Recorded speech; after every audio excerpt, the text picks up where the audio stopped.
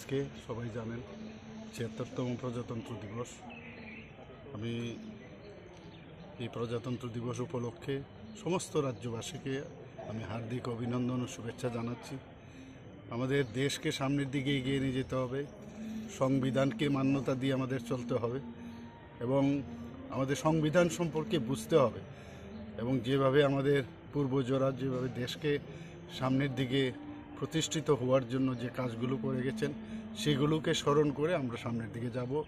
এই বার্তায় আমি সমস্ত ত্রিপুরাবাসী তথা সমস্ত ভারতবাসীকে আমি এই বার্তাই দিতে চাই।